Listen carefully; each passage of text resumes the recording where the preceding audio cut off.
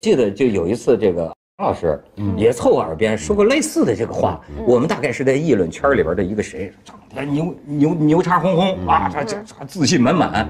然后这个贴着耳边说你注意到没有，谁牛叉谁傻叉。哎，这是个什么哲理？这就像王朔说的那个，说成功就是你挣了点钱让人知道了而已。也是一道。对，这是一个道理。人家真牛的人。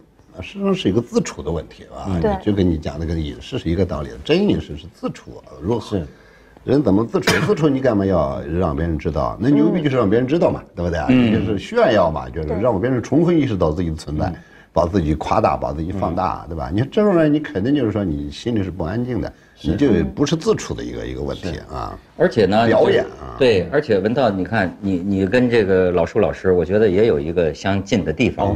他也是算哲学出身的，念哲学。哎，他的那个演讲里，我还有一个印象，就是他在中央财经大学，他是南开大学学中文出来的，对吧？但是这个财经大学呢，这个有个学生就是问他，就是说，哎，要是你能再选择一次，你还读这个中文系吗？还是感觉现在学生是不是就得读点财经啊、金融啊，对吧？实用的啊。然后咱们老师呢反应比较慢，说是琢磨了一晚上，是这意思吧？对。琢磨一晚上，你最后怎么回答的？我说再选择，我可以选择学哲学嘛，因为我太迷恋哲学了啊。我就说哲学像空气一样，谁能离开空气活着？看不见摸不着，但谁能离开空气活着？哎，这么着啊。我有一个感觉就是什么呢？就说这事儿吧。人呢，你真是不能太较真儿，你要太较真儿啊，我就觉得很多问题你都没有想清楚过。比方说这个哲学哈，我现在就老觉得我们每天花那么多的脑子琢磨，我该怎么趋利避害，我该怎么跟他社交，我该怎么干成我这个事业。哎，这哲学为什么很重要？我不是说那个大尾巴狼的话，我说假如你要有一个科学家的思维，我那天就跟一朋友说，我说如果你不知道世界是怎么回事儿，那么你如何知道你所有的这些脑筋都是有效，都是有用？比如说啊，假设说哪天上帝告你了，你就是一个梦，你就是一个梦，如果真相是这样，哎，你说影响不影响到你每一件具体的选择？如果这是一个梦，那咱瞎忙活什么呢？瞎折腾什么呢？费那么多心思？是，对。是吗？甚至于我那天就是想，我也是这个人生比较焦虑了，焦虑到濒临崩溃的边缘哈。我一会儿觉得突然一想，我说，哎，面对着这么大的不知道，这个困惑，我们他妈有限的这个生命就几十年，我想本来应该躺在草坪上，看着这个繁星点点，哪怕想不明白。是你跟他之间的关系啊！仰望星空，哪有繁星？仰望星空看到我们，对，繁星在哪儿都不知道。如果能看见星空的话，不是，就是说，你明白吗？就是说，几十年过去就没了，什么都没了。你有耽误这个的功夫，哎，你是不是能够有点闲工夫，看着他这想一想，我死了之后我去哪儿啊？这一切到底怎么回事儿？我觉得是不是本来应该有些时间是这么过的？我觉得就是干自己想干的事儿，跟就是我觉得就是有意思的事儿，自己感兴趣的事儿，就用这些事情去打发时间，我觉得是最好的。哎，现在你的学生都是知道自己想干什么？不知道。哎，你觉得这是不是个问题？我觉得是，就是我觉得年轻的时候可能都不太知道自己想干什么吧，就是都会挺迷茫的，但是他们也会跟我聊，也会跟我谈，就不知道自己以后可能想干什么。然后我记得以前我有学生跟我说，因为我的学生都是学导演的嘛，然后他就跟我说，他说老师，他说我妈跟我说了，说你以后也不用当什么大导演，说你就拍点像《屌丝男士》那样的片子就可以了。对，然后呢，你会怎么跟他们讲？我会跟他们说，就首先你要知道你现在上学的时候应该是干什么的，就是你现在首先你是来交学费来的，如果你不好好上课的话，你这钱就白交了，你自己要算出来你平均一节课大概得花多少钱。对，我说所以你要先上好课，我说反正你现在也要上学，你又不可能退学，那你就好好的把你现在该学的东西学好，别一眨眼4年就过去了，因为4年太快了。我对我每个学生都会说，我说你看你们今天大一，我说一眨眼你就要那个写毕业论文了，我说你就要参加毕业典礼了，真的特别特别快，我都送走多少波了。是吧？老舒老师肯定有这个，送走的更多，对吧？这个送走感觉不太听起来像送终一样的。对，老舒老师也是大学老师。对啊，对啊。你觉得现在这大学是个什么情况？现在一般人说起来就觉得中国大学完全失败啊。这个就是可能是在大学之外的人这么想。我觉得这里边有一些是有道理的，有些更多的是一种比较简单化的理解。你看我83年大学毕业就到大学了，33年半了，一直是过来。当然它会有差异，比方80年代、90年代、2000之后，确实还是有点差异的。80年代那个时候嘛，大家觉得好像比较理想啊，因为那个时候没有别的可能，全民上下都写小说写诗，老太太都是女诗人是吧？人人都这样，所以很多人很怀念80年代，很理想主义，很纯净啊。当然我不那么想啊，现在回头想想，就80年代太简陋了。还是太简陋，资讯太有限了。一本书是吧？那一下子发行几百万，萨特的一本著作发行几百万册，对，这么大的很荒谬，很荒谬的，这么大的一个国家，人家在捧读萨特的存在于时间。哦，对呀，不开玩笑嘛是吧？但是到了后来呢，就是说，慢慢的，特别是90年以后，慢慢的这些比较实用一点。但是这个是次要的，这个是整个社会的问题，你不能说是大学的问题。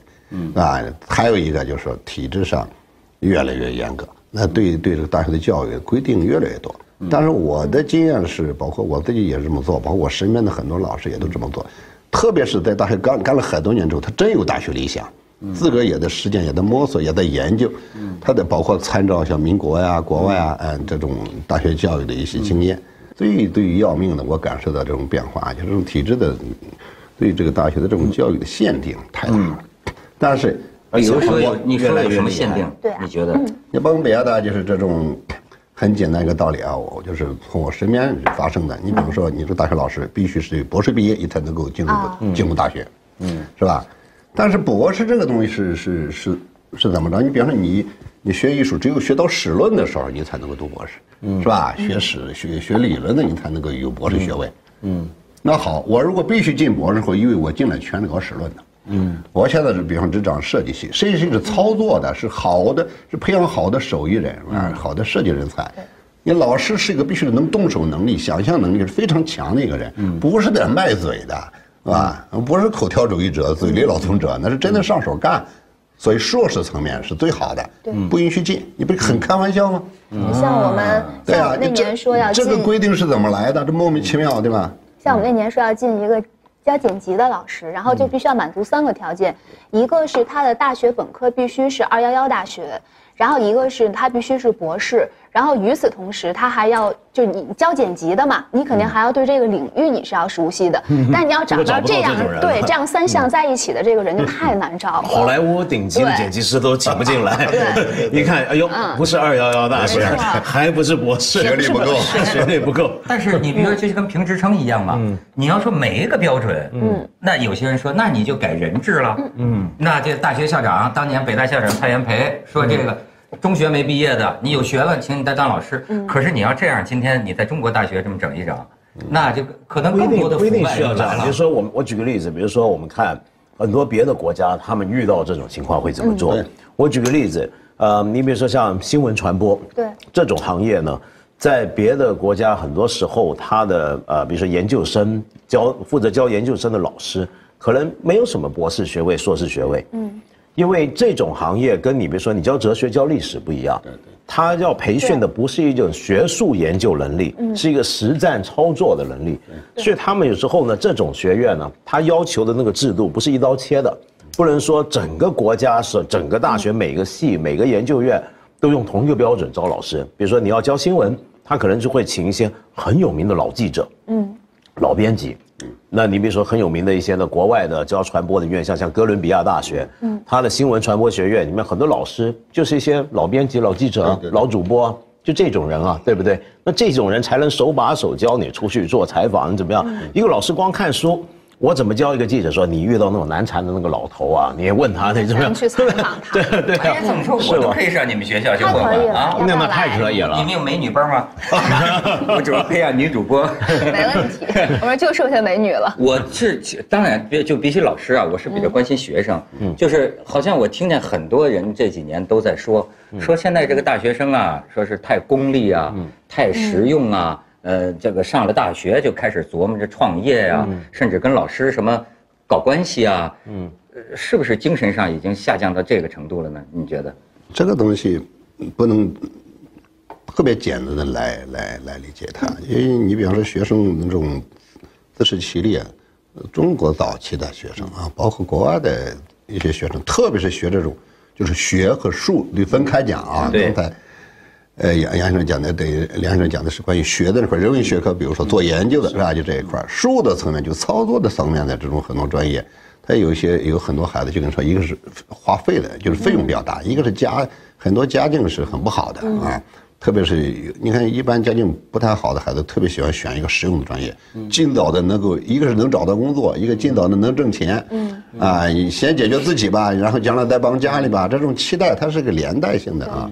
所以我倒不回避，或者说是我们的学生，我就支持他们。我是希望你们从2年级以后就开始应该做工作室，因为他是学设计的，你做一个作业，他是每天都做作业，几乎做完作业，有些作业是设计产品，他完全可以把它产品化，再稍微投一点钱就可以把它产品化。产品化你可以把它卖掉，你开个那个淘宝店，你开个网店，开个微店是完全可以卖掉的。你干嘛你做完作业，老师给你打个分，然后就撂那儿了啊！你到了年底就回家了，是吧？你今年挂科了没有？没有挂科。你上学做这个作业，第一不是给老师看的，第二个也不是给家长看的，你首先是给自己做的，一个是自己手艺的提升，第二个你干嘛不顺带手把它给卖掉，挣了钱呢？这不是好事情吗？对，就像我们学生拍完作业以后，他们可以去参加一个什么影展啊、比赛啊，然后自己又获得了肯定，还有荣誉，然后同时可能还能够给自己带来一个新的机会，比如说谁看上你了，说哎你要不要来拍个片子这样的。我就说这个学风什么败坏啊什么的，跟这些我觉得没有关系。那跟什么有关系？我感觉会跟整个的这种社会的这一种整体的败坏有关。你不能讲就是大学生坏了怎样的，我们可能想象大学生跟社会是区隔的，相对干净的一个地方，好像里边长的竹子跟别的它都不一个样，是吧？它不是的，它也是竹子，这块竹林它都连着呢，对吧？哎，真的是，我反倒真觉得就是。像文道过去讲过一个观点，我觉得他那讲的就是西方大学的那种理想，这大学是人类实验室啊，对吧？大学里面各种异端都可以自由存在，最开放，因为不定什么时候人类遇到个外星人入侵了，就可能大学里蕴藏着一个异端，他有一招。我就特别赞同你这个观点。他的观点，我觉得观点，我过去一直说，就说我曾经跟我们的学校领导说，我说咱们一进校门，现在校门比如说都是各个领导大家提的什么词儿啊，校训什么的，我说应该把这个词儿改了，他说改什么？改课上怀疑一切。他说那怎么行？我们要相信什么？我要坚信什么？怎么你怀疑？我说这话不是我说的，那谁说？我说恩格斯说的。对，没错，是。我说在大学里没有什么问题是不可以被讨论的。对，人这一生如果能有幸进入大学哈，你的生命里边有这么段时光，在大学里把一切问题把它想好它，解决好它，各种疑问解决好它，你回到社会上，你才是一个人格健全的人。对，你现在各种毛病的人太多了，大学里这种有毛病的人也很多，为什么不允许讨论这个问题？他这个东西他不能释怀啊！哎，所以我觉得这很重要，因为你从对整个社会来讲。学术研究或大学里面，它训练的是什么？就是我们人类未来会走到什么地方？对，我们5年后怎么样？10年后怎么样？几十年之后会怎么样？很多时候那些动力、想法就是来自学校，可能性，可能性。你现在老去大学讲座呀，你觉得现在这学生们他们有兴趣跟你谈这些玄虚的事？我觉得还是有，而且很有。我觉得不要低估现在年轻人。我跟你说，比如说像我做读书节目，我一天到晚收到最多的来信，你知道是怎么样的信吗？都在问。我现在发现很难选择价值观啊，到底什么叫真理啊？我人生的意义是什么？很奇怪，就都把你当人生导师，给你来一大堆这样的就很玄乎的问题。那这些都是学生，可见学生是关心这些问题的。那我觉得很有趣的就是我一天到晚碰到类似的问题，而且不止来自年轻人，甚至中老年人。你想看一个年纪比我大几十岁的人都来问我人生意义什么，我这很尴尬。但从这个侧面，我发现一个什么问题呢？就是为什么这么多人关心这类问题，在我们国家是否表示我们整个教育里面从来没有就这方面对做好过？就是说，我不是说别的国家的年轻人不会关心人生意义。而是对这个问题的困惑没有那么普遍那么大，就是我常常形容我们的环境是一个对于意义价值的肯定跟追寻，我们社会没有给到足够的资源。比如说学校，学校我们会有很多思想教育，教你应该怎么样怎么样怎么样，然后给你一堆价值观，这个是对的，那个是对的，那这个错的。但是问题是，真正的价值观的培养是。要几个方面的。第一个方面就是你要先懂得问问题，就像老师讲的，你要怀疑。你如果不经过一番怀疑，去不断的问，然后那样的信是个盲信。盲信这个东西啊，它的问题在哪呢？你如果完全盲目狂热的信一个东西也就罢了，最怕的是什么？就有一天你是从小都相信这个，但你没经过自己的思考批判，然后有一天你在社会上撞板了，你会忽然之间颠覆一切，然后就虚无，就怀疑。就什么都不再相信，但是如果你小时候你是知道这个社会就会有种种那样这样的问题，然后我自己消化考虑，我觉得这还是对的，那你整个人生立得很定的。但是你比如说啊，假如我是你的学生，那我说这个老师，我现在该怎么办？比如说我想留在北京，但是我找不到工作，现在竞争太激烈了，找不到工作，我生存都有困难。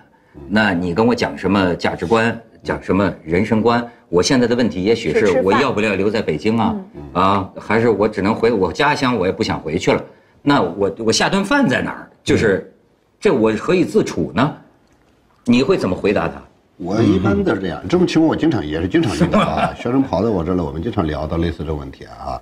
这个应该是步步生疑，步步你得自己了断这些事情，你得走一步说一步。严格意义上就说啊，毕业之后你要找到工作，那就好。如何找到这个工作？你要解决这个饭碗问题。对呀，在我画画的不是经常说一句话，叫眼前2碗米饭，你先解决这2碗米饭。眼前2碗米饭，然后心中一粒飞鸿啊，还有飞鸿呢。自由的那个想象的啊，思想上的、情感上的那种自由，那个是比较高端的一种享受，是吧？但是你眼前的你这口饭你吃不上，你想什么？此生不存，你遑论其他，是吧？这个是必须的。对，是啊，但这个问题是没有办法呀。没有办法，我觉得这个东西是老师教不了的。就比如说每个学生处境不一样，每个人际遇不一样，运气机会都不一样，老师怎么去教你？你该靠打什么工为生，然后做什么生意，做什么进什么行当比较好？但是老师能够教给你，比如说一些基本的思考方法，对，一种的价值的判断价值的态度，这些东西，也许你今天觉得不实际，但是迟早有一天。你还是会碰到这些问题，这些问题迟早会在你生命中不晓得什么阶段发生。老师能够给你的是这个。他目前最大的疑问可能就是要找这份工作，对不对？那好，那你先解决这个问题啊！我就一直主张不要那。我们刚才谈的是把前前后后的不同年龄阶段的，是人类的面临所有问题，你怼了一个人，此时此刻你要让他整体解决，那是不可能的。对，每个人都你得一步一步的走啊，步步的。我说步步生疑，那先解决眼前的这个疑问。所以我比较赞同的就是，人不要先有一个形，把自己设想成一个什么样子啊。你这个形，我不说你是个方的，世界上哪有那么准确的一个方形的一个尺寸的东西，你可以把你搁下，是不可能的。啊，那好，人家最好要无形。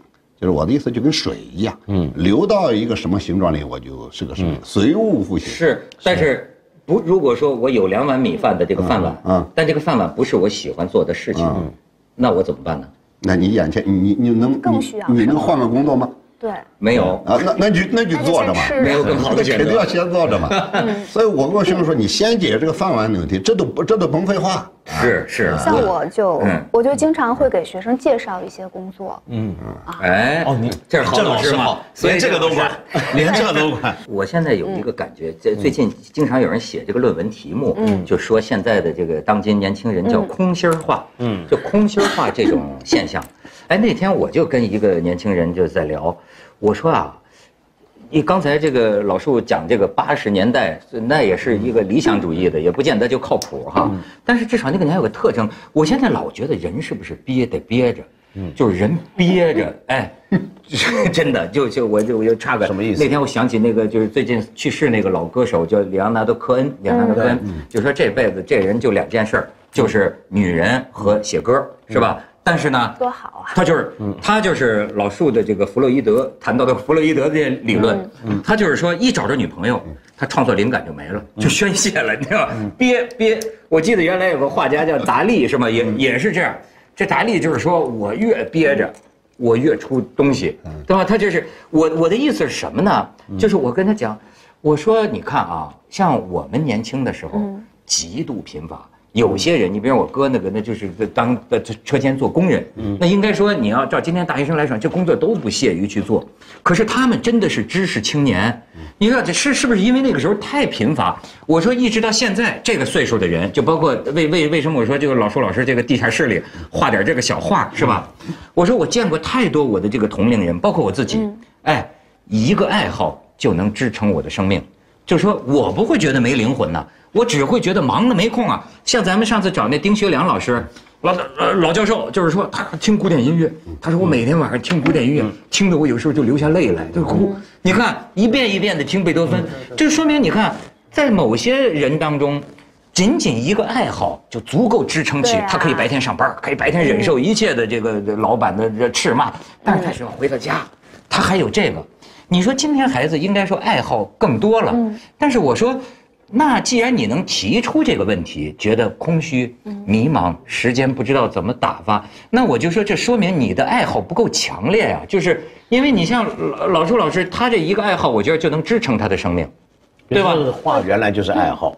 对，你这个问题你有没有分析过？为什么现在似乎爱好更多了，但是他会觉得不足以支撑他的这个灵魂？我觉得可能还是有的学生可能过得太安逸了。是吧？就是条件太好了，就是也没什么愁事儿，然后就得给自己要找一点愁事儿。那这个愁事儿就是不知道自己该干什么。你比如说，就是如果他有一个特别强烈的目标，比如说我没有钱吃饭了，我要去挣一个钱，我要去吃个饭，或者说今天这个作业我必须去写完，必须去拍完这个片子，我就有事儿干了，他就不空虚了。我觉得是这样。现在的事儿还是闲的。都是实用的事儿，感觉要做点什么，它是能挣到钱，它是能带来工作。按说都这么实在了，可是实际上另一方面，它似乎有最多的一个词儿叫迷茫，就茫茫然。我觉得挺真的，他们要这么说，肯定又在说我们并不了解今天的年轻人，这是完全有可能的啊。但是我老觉得就是说，比如说你要闻到爱看书，像我们这个年龄的人，哎，你哪怕说咱找不到好工作，但有2碗米饭。能吃饱饭，对吧？能吃饱饭，那只要有书，我今天晚上就能过得还很开心。对。但是这种东西现在是不是对人没有这么大的滋养作用了？这个是，你看，从我个人的经验，就是说年轻人，你说我们不了解他，因为可能岁数差距太大了。但我们了解我们自己的年轻时候啊，对，其实我们自己年轻时候，你要说现在的孩子空心话，我不太爱听这种话。其实我们想想，我们年轻时候也是那种稀里糊涂的，你搞不清楚你要干什么。今天很兴奋，那个时候第一，你可能是欲望，你知道的可能性太少，你不知道世界那么大，是吧？现在你从资讯的角度来讲，原来世界太大了，可能性太多了，可选择的余地也太大了，是吧？过去你就知道那一点，有那一点你就满足了，在那一点里边还只有你能够享受到，那了得！你看在家里就是分一个东西，一个西瓜要切成几块。给你一块大一点，给他个小一点，无非如此。你现在这种东西已经不是什么很稀缺的资源了嘛，所以你现在来讲，你说就是大家茫然空虚。我们年轻时候其实也这样。我记得我包括刚大学的毕业，然后一到北京来啊，那懵啊，焦虑瞎焦虑，每天就觉得好像是你不焦虑显得自己不深刻是吧？头发留起来像艺术家一样，跟真的似的。你现在仔细想多可笑是吧？年龄过来了，你会自己觉得，你那个时候事实上一样，跟现在年轻人没什么区别。我有个老的大学里一查查老见学生啊，其实就发现一样。我们也没好哪儿去啊。其实可能都是大家会在年轻的时候有这样的一个必经阶段。其实你走到了一定的岁数，真的也就知道自己该干什么的了。当然，到老了也想不明白的人也是大有人在的，我觉得。对这个，我觉得后面这个才是我们今天最大的问题。就是年轻人迷茫是应该的，就年轻人对人生有疑问是必然的，我们都这样。中国比较严重的问题是，连老人都迷茫，这个比较常见，这个让我觉得挺惊讶。对，没错。现在我是觉得好像是，包括老人，包括这个父母，你看，好像都觉得活得那么不安生，就是不能踏实下来。你看有的孩子就是说，这个过年一回家，他说不想回家的原因是我父母吵架吵了几十年了。我们小时候也这样，就是。还是为什么咱们这个社会里的这个人呢，似乎都是有点像热锅上的蚂蚁。岁数大的好多人啊，人格真是很不健全的很多。也可能我们过去的这种整个社会过来，一直过来，大家都已经都有点神神叨叨的，都有点不大正常了。我觉得到了岁数一大了之后，那包括我们最近学校发生一些事儿，我觉得特别奇怪。大学教授啊，说说，甚至学校领导说说，说是动不动就说。写匿名信，我都觉得非常奇怪。这个年代他妈还写，堂堂大学教授靠写匿名信，你堂堂正正的，你有什么问题不能反映吗？可是你知道，有的时候可能真的是你直接说是没有用的。你想，如果他要直接说有效，他为什么要写匿名信？但是我觉得这个匿名这个就非常的，我的感觉就是很下作的事情，我是很难接受说写匿名信。我匿名告你啊，匿名怎么地？匿名揭发啊，匿名揭发，说是当然有个理由说怕被谁打击报复。但是很多高校都。但很奇怪，一个领导给一个群众，给上级领导他举报一个群众，这不存在谁打击？你看打击报复，你只能说你打击报复我呀，对不对？你出现这种情况，这可能就是又想把这事儿说出来，然后还怕承担责任。我还听说的是大学生举报老师。这个有。你的课堂上放什么大放厥词？有学生就有可能。这是我经常被现在好一些。我的学生碰到这事儿，我碰到过，但是很少。我基本上是直接站起来，哗就说你不能说那个东西。你比方说我去台湾啊，我们我说啊台湾怎样，台湾怎样，他说你应该说呢，我们台湾。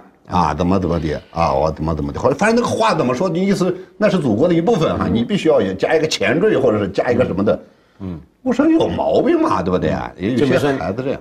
我觉得这个最好玩，我有时候也遇过。学生负责政审，对，学生政审。现在很多人说，梁老师你不能够说台湾，你要说中国台湾。我说那这样的，那我去上海，我是不是得说中国上海？你如果说那是祖国不可分割一部分，那我是不是到了安徽，那是中国安徽？你不能光说安徽，安徽现在分裂吗？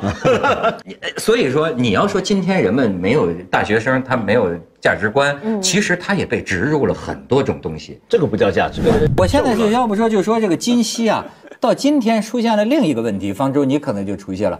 我怎么见过的这个很多年轻人啊，他这个工作了才几个月呀，都是纷纷想着跳槽，而且现在尤其是互联网公司跟我说我们这儿这个员工没几天就不见人了，就流动性特别强。就我觉得一个是刚刚六哥说的这个，其实我觉得这个枷锁还是存在的。但是我之前看过一篇文章，就是说其实也有两样东西把这个一个一线城市的中产和准预备成为中产的这个年轻人区别开，就是一个是户口，还有一个就是房产。就我觉得大部分年轻人其实他们也很难获得户口，因为互联网公司一般都没有，然后也基本上买不起房子。所以说这个其实给你很大的这个自由，你跳到这儿和跳到那儿没有什么本质的区别，不像你在体制内在下海，它是一个特别大的身份的变化。那我觉得对年轻人来说，可能这个就是一个工资多少的一个区别。那这个枷锁的解除，其实某种程度上给了他一个很大的一个自由，而且就是反正我也买不起，反正我也没有户口。而且还有一个问题，就是因为他反正没有户口，反正买不起房子，但是他很需要的就要储存更多的钱。对。而跳槽呢，通常情况下每跳一次，人工都可能会增加，所以他为什么不跳？你跳的越多，你人工或者会越多，或者说你转的岗位越多，你经验越丰富，而且甚至在这些行业，比如说像以前一些银行也是啊，投行也是，一个人没跳槽过，那就表明他没价值。对。对。一个人这种说法有，你老在一个机构工作，那就表明没人挖你啊。但是现在你知道出现另一个问题，就是说，比如说，尤其是对于这个互联网公司啊，有些人来说，你要拿来一个简历，就说你3年跳了8回槽，这样的人，人家连看都不看。当然就等于我要你干什么？你这样的人，这个就夸张了。你这样的人在这个地方根本就待不长。所以现在网上也有人教一些个，就是说，你比如说跳槽呢，最好呢12个月以内。1年以内别一不满意就跳，因为你也需要了解一下，有些情况是需要忍耐的。再一个就是说，除非收入有质的增长，也不要因为那边稍微多点钱就去。那这个他还是有很多。你们几位都没有当过老板，都没有招过人，是吧？你对啊，我也招聘过，我也面试过。哎，对，你怎么看人？我去，你这么一说。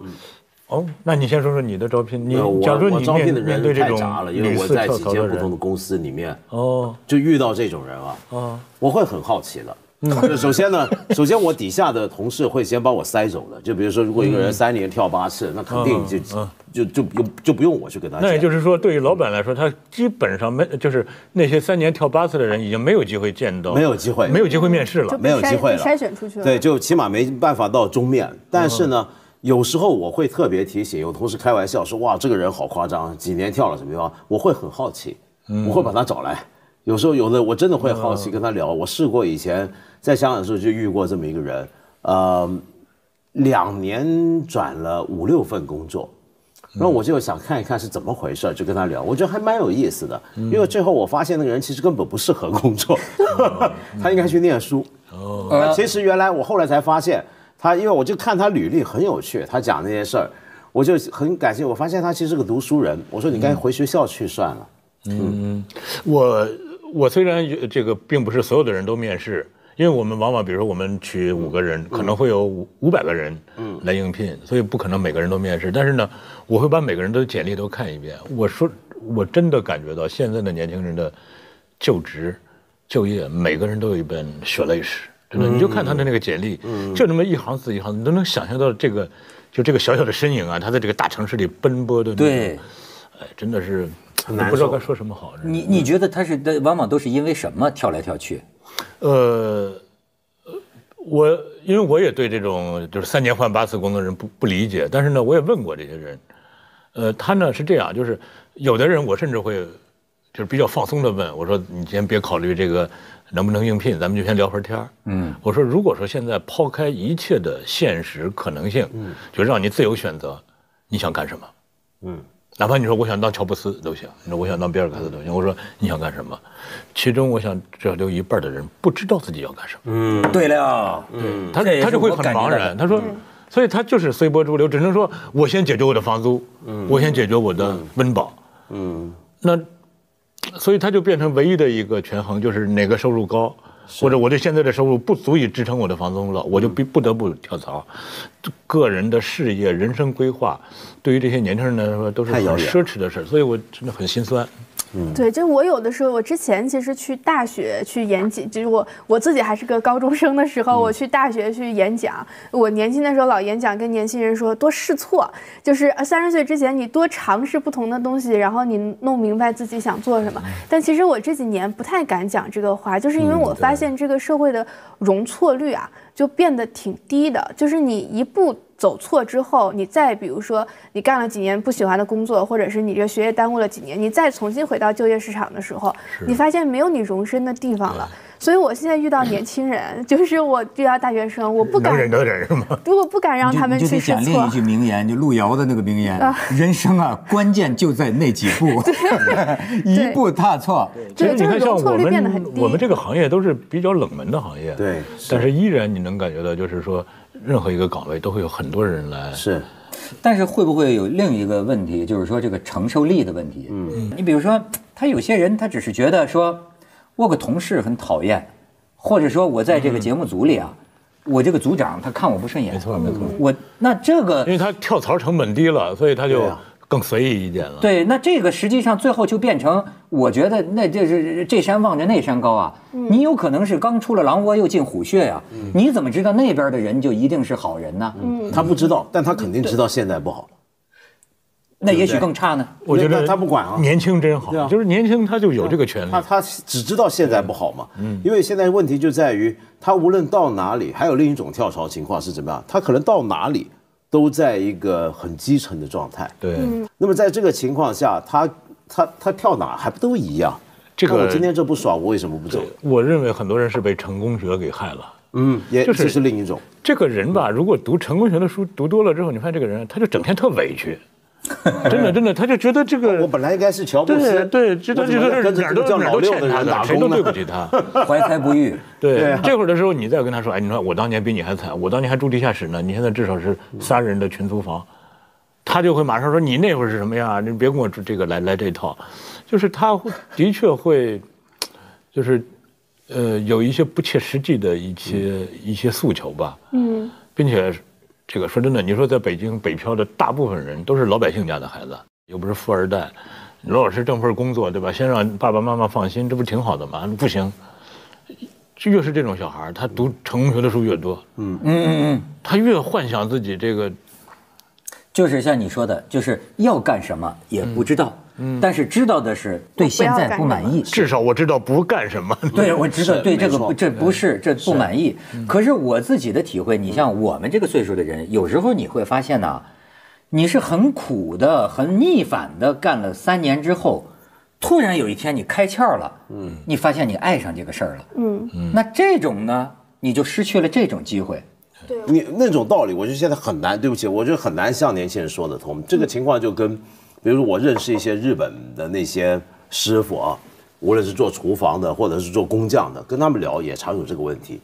就比如说一个做编金属网的一个人，他就说这个东西没有10年没法独当一面。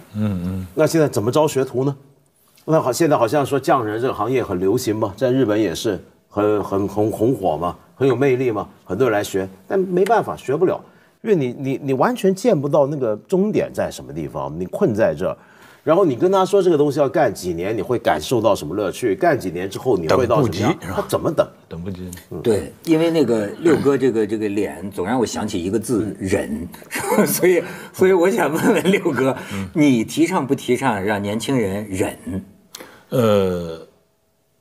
我们看过很多这种忍辱负重的故事，都是为了一个伟大的目标而卑微的活着，对吧？很多励志故事都是这么讲的。但是我其实不太赞成忍。但是呢，其实最怕的不是忍，而是年轻人不知道要什么。还有一个，咱们刚才说很多年轻人被成功学所毒害，另外一个我也说不上毒害，就是被影响吧，就是这种游戏。一个人玩游戏多了，他老有这种 replay 的心理。就是大不了我再来一盘，但其实人生真的。就是，我觉得这个特别，而玩游戏多的人，我不知道会不会这种行为方式会有这种快速移动，快速变换。我真的就觉得就是你看我死了还有一命，对吧？我们亲戚家有个小孩就是整天玩游戏的那种啊。后来我就发现我开车，他坐在我旁边啊，我就发现他一点，他对于他这个视线呢，对于所有动的东西都非常敏感。他甚至让我想起这个，我看有动物那个纪录片说那个鹰，那个鹰啊，往下扑的时候啊，其实兔子要是聪明的话，别动，因为鹰的眼睛对于静止的东西啊，它不敏感，只有你一跑啊，蛇也是高度近视，但是你一动，砰一下子，就是我就觉得他们就是这种啪啪啪。这种快速移动，对，而且我觉得我们现在，我觉得不只是六哥说的这个成功学，有一些，因为尤其生活在北上广啊、北上广深啊这种地方，其实你离财富故事是非常非常近的，就它不是在书里面看到的，它不是在报纸上面看到，活生生在你身边，活生生在朋友圈看到。所以你说我们去耻笑微商，说今天就提了一个玛莎拉蒂，明天就提了一个什么车，那你看到你确实是这种别人的快速的这个对跟财富的接近，这东西对你来说是一个很大的刺激。原来这种东西其实不会刺激到你，你听说谁家的小孩怎么样，你总觉得这个东西是听说嘛，很遥远。你现在直接可以看到别人开好车的照片呢，所以这个东西我觉得对于年轻人来说也是一个非常就快速直接的一个刺激，觉得我不停的要换，虽然我要换到什么我自己也不知道，但他觉得我要变，不变就死了。并且我觉得这个年轻人分成2种，一种是就是蒋方舟这样的清华北大这种名校的年轻人，还有大部分是那种2本3本是4本的，我觉得他们身上的那种就是那种悲剧感或者那种宿命感是吧？他更你说他就认命嘛，那搁我也不愿意，但他不认命，的确那种上升的空间机会又很少。我们读库有一个老师，他就是这种3本的一个老师，他写过很多他的学生，你看着真的每个人都，哎呦那种挣扎，远远不是北大清华学生能体会到的。他那个专题的名字就叫“非走不可的弯路”。哎呦，我想这非走不可的弯路，可能就包括这种屡屡的跳槽啊，或者这种一试再试这种。对，我记得这个六哥有个观点挺有意思，就叫什么呢？这个没有有破产的公司，没有倒闭的个人。哎，这话怎么解释？因为就是这是比我们那个年代好的一点，就是这年头无论如何饿不死人了，对吧？无论如何也不会，这个社会还是给你自由选择的权利。我们那个年代你是想自由选择都不可能，走不了，想走不了。对，现在，所以我说这是现在这个一个人，不管他可能被心灵鸡汤给弄得亢奋起来了，还是被成功学弄得自己特委屈，觉得自己不应该属于这样的命运，还是一个人他专心致志的相信了10000小时定律，他就真的积累5年、积累10年都可以，他怎么着都能活。我说其实就是到哪个山唱哪个歌啊。哎，为什么就是今天的，就是我觉得他有些孩子像你们说的这个成功学啊，他是觉得我看见那个谁了，哪个富二代了，哎，我就觉得我怎么不能像，凭什么我不能像他那样呢？你说这样，我觉得人你快乐不了的，一辈子怎么可能？是你说让一个年轻人血气方刚的年轻人就安贫乐道？我觉得不是安贫乐道，我觉得还是有一个时代的差距。就是说，我觉得在你们生活的这个时代，你知道这个按部就班的生活，它是能够给你提供一种你想象当中的中产的生活也好，有房有车也好，有单位也好，你只要熬年头就有了，你只要熬年头就够了。但是我觉得现在时代不一样了，我现在也忽然意识到，我原来以为这个一眼望得到头的生活是一种平庸的生活，是一种很可怕的生活。但我现在忽然发现，对很多年轻人来说，一眼望得到头的一种生活，是一种特别有安全感的生活，是一种很奢侈的生活。他们一眼是完全不知道自己明天在哪儿的。你说华为35岁什么4就劝退了，你这忽然就戛然而止了。就我忽然发现，其实我们原来以为平庸的生活，它本来应该是一条康庄大道，就是所有的这个人都可以走，只要你按部就班的去完成社会规定的，你就可以走上平庸的生活大道。我现在发现这是很奢侈的，你必须要么就非常非常努力，要么就非常非常聪明，你才能勉强过上一种平庸的生活。明白了，就是你现在这意思是维持现状都没安全感。那当然了，是吗？连现状都有可能会失去。有一个说法说，大概是3年前吧，说当时这个世界上需求度最高的前10名的工作，在10年前都没有出现过。对，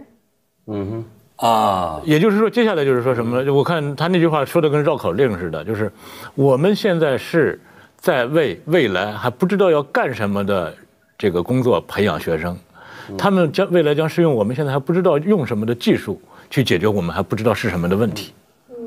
这就是现在这个时代，每个人。你没有那种熬年头的那种说法了，你熬着熬着，你什么都干不了了，你就是回收站了。你在一个职业深耕了很多年，你忽然发现这个职业被淘汰了。你说，就让你把这个手机，你把它研制的做的特别的坚固，特别耐用，你把 BB 机研制的特别的好，然后你发现就转眼间就被淘汰了。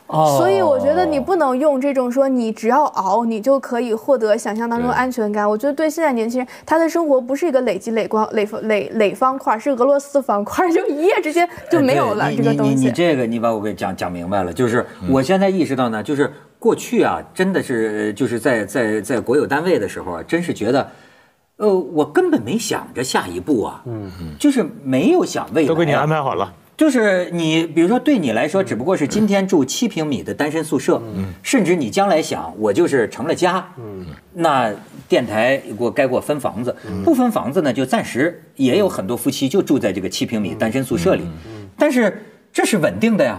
或者说，随着我这个垒年头，对吧？我可以一辈子过这样的生活，一辈子吃干炒牛河，我是也不会有人吵我。有一次在打车听这个电台里一个嘉宾，他就回忆他当年为什么下海。他因为他是北京人嘛，说话特幽默。他说我在那个单位，我就觉得我到八宝山的每一个路口我都知道在哪儿，所以他就觉得受不了了，他就要辞职。但是这种生活又是现在多少人所向往的。可是我回头讲，你的那个经历其实是有问题的。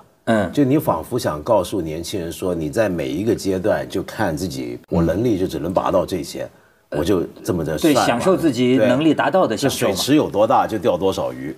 可是问题是，你的故事是一个一路往上的故事啊。对对。那然后你叫那些小孩，他下一个问题马上就问的是，那我怎么样能够像你一路向上？不，为什么你能我不能？不是我的意思，恰恰不是一路向上。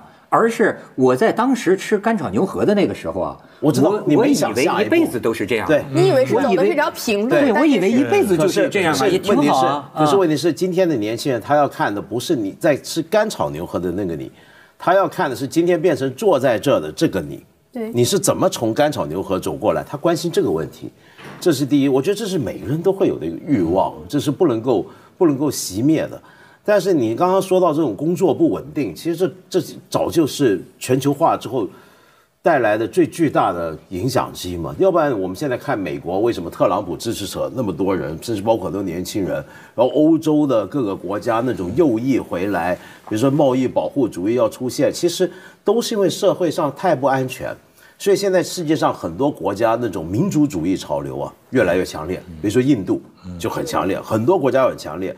为什么会强烈？是因为当社会没有任何东西让你觉得安定的时候，你还剩一个东西让你觉得安定，那是身份。我的民族身份，这是我唯一能肯定的身份。前年这个300路公交车的这个售票员好像是他就是反正就是示意了，就是表达了一下自己的心愿，就是因为现在不是人都刷卡嘛，公交车上已经不需要配备售票员了，是，所以他们就失业。对啊，他们要保留工作。据说现在欧洲也是要给人类留一些工，而且将来你会越来越惨。比如说人工智能发展之后，机械化之后，现在会更多人失业。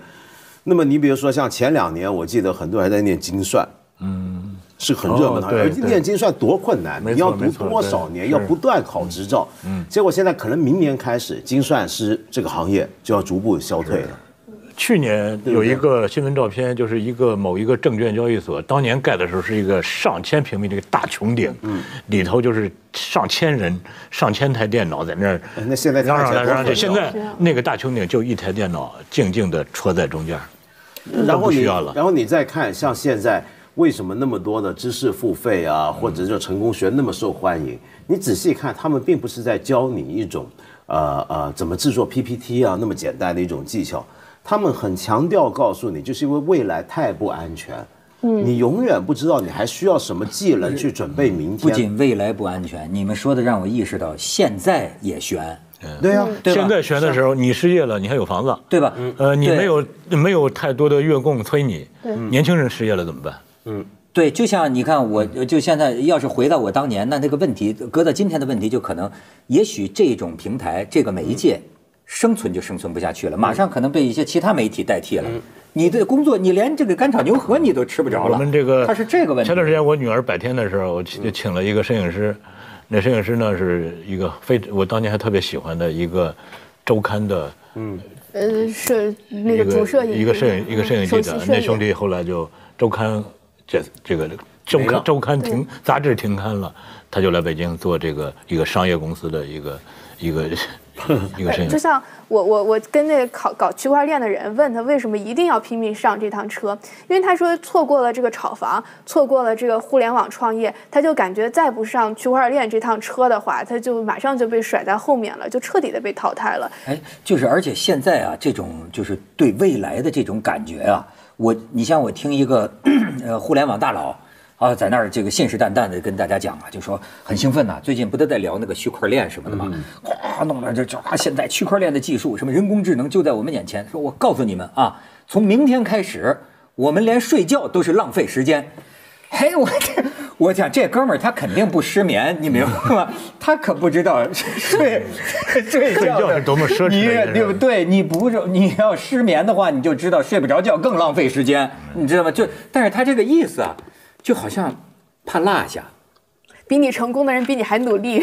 对，然后呢，其实你说咱要就是六哥，你比如说到最原初的这个状态，一个人他工作先别说什么爱好，那他能养活自己，就我觉得在一般一个稳定的一个大的单位里哈，你好好干，这个忍气吞声的跟周围人搞好关系，别得罪领导，别得罪同事。把人家交给你的活儿认认真真的完成。我觉得这不稳定吗？这不能够持续很长一段时间吗？不容易，因为什么呢？他这个单位里，他那个也是就是资源有限，所以就导致那种叫零和博弈还是叫什么，是吧？比如说，只有一个升的机会，你怎么办？对啊，让上不去的，你就会很惨。你有的人还有点业余爱好，我养个花，钓个鱼，我平衡一下我的心态。但是周围的人不干，老婆不干，对吧？或者你的这个老人，家里的老人不干，孩子也不干，孩子还在那比拼呢。所以它导致这个人的这个，而且就是你知道我现在的感觉有一个就是咱们这个市场竞争啊也越来越激烈啊，我感觉到有一个就是说。维持现状之不可能，就有这么一个问题。你知道比如说有时候你看，我跟那企业界的打交道，我现在就发现他们的员工有个很大的压力。这个很大的压力就使得就过去咱们电视台的就老在说我们是被收视率追得像狗一样，对吧？就是他的问题在于层层加码，他的问题在于什么呢？比方说你盈利了，盈利了这个挺好嘛，可是呢，他这个部门经理就跟我讲。说我们的奖励机制是这样啊，我下半年头2个月必须提升10%，我一提升了10%啊，我的职位也会提升，甚至现在的分配机制很灵活的，甚至给我可以拿公司的股份，但是我要没有这个10%啊，我可能连这儿我都待不住，对，我就被漏下去了，是，所以我就觉得这事儿就麻烦了，没有快乐的一天呐，你工作有进步了。但是不会停止的。但是下个月还得更高。考公务员就没事了吗？不行，也有事啊。考公务员行吗？公务员算相对比较稳定的，是吗？但我觉得也有，而且也有风险。所以你知道比如说为什么我就比较喜欢六哥这种老板，对吧？他让我这个员工呢。觉得还能喘息一会儿，就你比如说，他这个读库也是碰到过风头啊，干嘛呀？就那个就是，但是他没上这个马车，是吧？你也就一直这么做。你觉得今天做一个事儿，难道不能说有稳定的盈利？我这个收支能够平衡，小作坊这种，我就一直这么做下去。怎么不行了呢？为什么所有的人都在想更多？这个月要超过上个月，下个月要超过这个月，我觉得这样没有永无宁日的嘛，这是。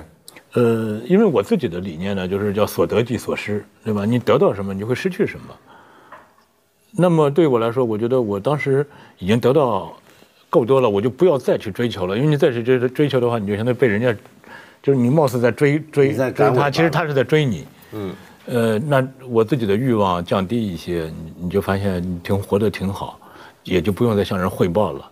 如果你很早就想做大做强，各种攀比，你就会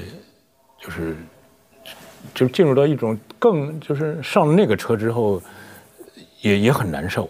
没错，所以我上次见到过一个投资人啊，我觉得他倒是挺有意思。他跟我说，他说你准备这个什么融资啊或者什么的，他说那个，但是窦老师，我要事先提醒你一句，他举了业界的另一个大咖的例子哈，他说你准不准备改变你现在的生活？是，我说是什么意思啊？他就是说，就一旦融资之后啊，要做大之后，他说呢。过去不上班的，现在呢，每天早上8点到办公室，可能你10点才离得开，干什么？就是一天到晚的见各种各样的人，因为你要回馈各方面的利益，然后你要跟他们打交道，你要跟他们社交，然后呢，要向谁汇报，同时你被业绩追着跑，对，被业绩，同时你还得做节目。他说你得下这个决心，你要为了挣大钱，你要不要过这个生活？是这个，你融资之后，我就叫欠钱，什么意思？你欠钱，这个说的对是吧？欠钱的钱是吧？是你这非常挺难受的，很难受的。说不定你这样你就喜欢上了呢。我觉得有时候现在我自己公司面对的情况，倒不是跳槽这个问题，我觉得这个倒还好，反而是什么呢？明显感觉到北京的问题其实是，就我们今天越来越多年轻人啊，很出色、很优秀的年轻人来了北京2、3年，可能在这念完书，顺便在这找工作，或者别的地方来找机会。他可能有男女朋友了，要结婚，要甚至生小孩了，这个时候他们会选择离开北京。我发现这个情况越来越多。哎，你说就这个地方开始就在北京挣钱，去其他地方生活。他不是，他根本要离开我们公司的最大的理由，就是因为他在北京待不下了。哦，因为北京的生活成本压力太高，那么他去别的地方，我发现现在做这种选择的年轻人多了。你说这个，我倒想起来，这个他有一次好像是在哪演讲的时候，他就问人家说：“你认为你所在的城市算几线？”哦，对对对，是。哎，这挺有意思。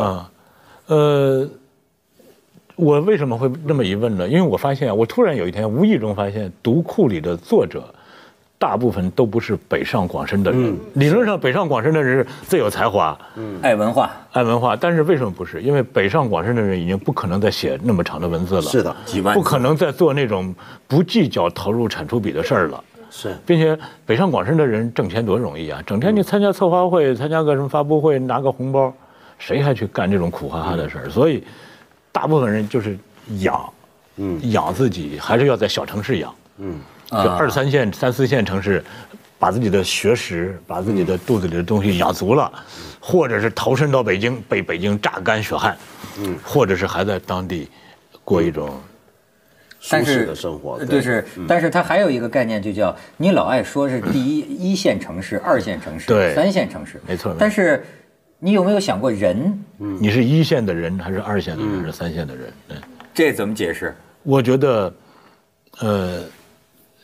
我们抛开这种种族歧视这种说法，什么都是中国人。对，因为不是，这真的人从这个谈吐格局，这个他自己的这种反正格调各方面来说，肯定是有高低之分的。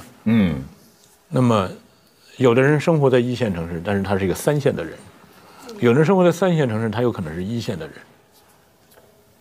对，是吧？当然，我们也不是说鼓励